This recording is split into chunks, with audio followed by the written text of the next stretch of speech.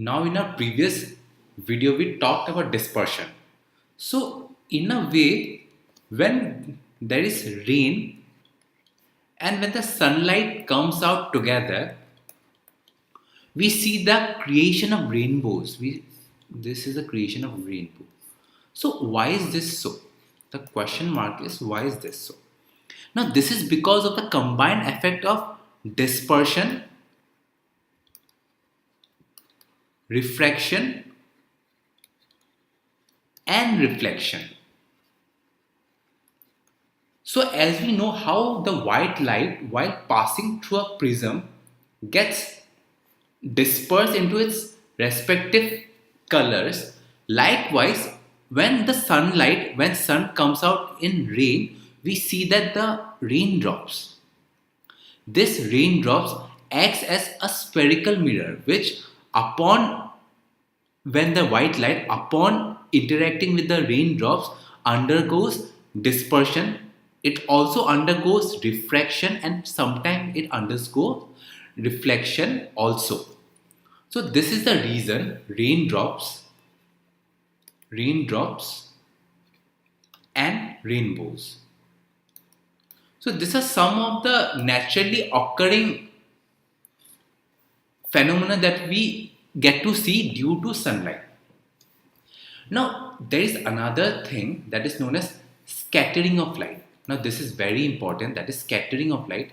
Now what happens is that, say suppose in your atmosphere, now let's suppose this is your atmosphere, this is your earth and this is your atmosphere.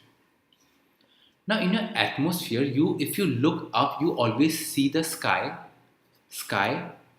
to be blue. So the question is why? Now let's understand this appearance of blue sky step by step in our next slide.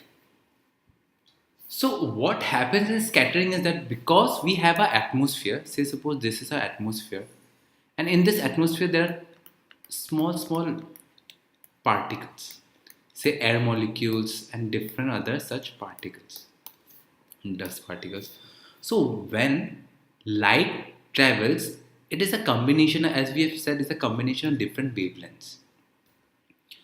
So we know VIBGYOR. So violet has the shortest wavelength and R, red, has the highest wavelength, highest wavelength. So what actually happens is that violet is sometimes intermixed with blue. Violet, we perceive this violet sometimes to be blue. Our eyes can only recognize blue. We are not being able to recognize this violet range. Sometimes if we look at this violet color, we see a shade of blue. Likewise, the main colors is blue, green, yellow and red. Blue, green, yellow and red. So this orange also has a combination of yellow and red. Green is a combination of blue and yellow. So this particular color is sometimes indigo, violet and indigo is sometimes perceived as blue. So while we see that the particles in the atmosphere, the shorter wavelength particles is scattered more. Say suppose this shorter wavelength and this particle, if they are approximately equal in the diameters, then they will be easily scattered. So that is the reason, because of this scattering, the longer wavelength can pass through the atmosphere, but the shorter wavelengths gets scattered everywhere. This gets scattered in your atmosphere, and we who are standing below the ground, while looking above, we see that the sky is blue. The sky is blue.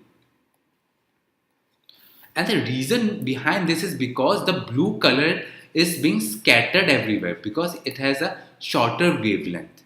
So rest all the colors we see, but we do not see the blue color. That's why we have a perception that the sky is blue. And this is the naturally occurring phenomena, and the explanation for the sky to be blue is this. Now, this is what happens during the day. Now, sometimes during a sunset, what we see is that, say, suppose this is your sun. Now, we see the sky to be red and the sun to be red. Now, during sunset, what we see is, say, suppose this is the earth, the sun is at a greater distance. So, the rays that is coming from your sun gets scattered away. That is, the blue color gets scattered away.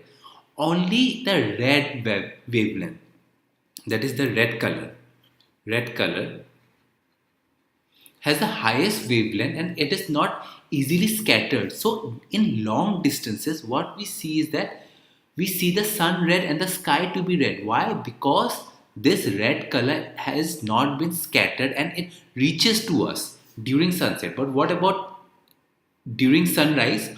What about during the day? The sun is directly above us. So the light is directly reaching us. So because of these particles, the blue is being scattered. But when the sun is setting, we are over here.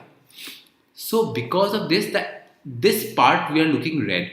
So the interacting light waves interacts over here and the blue color gets scattered.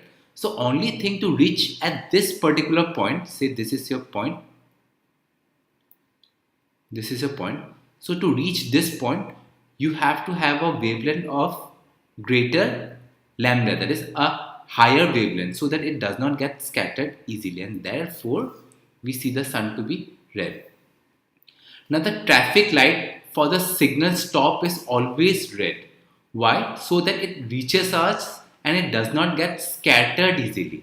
Therefore, in order to make the stop symbol, we always use the color red because it travels greater distances without being scattered.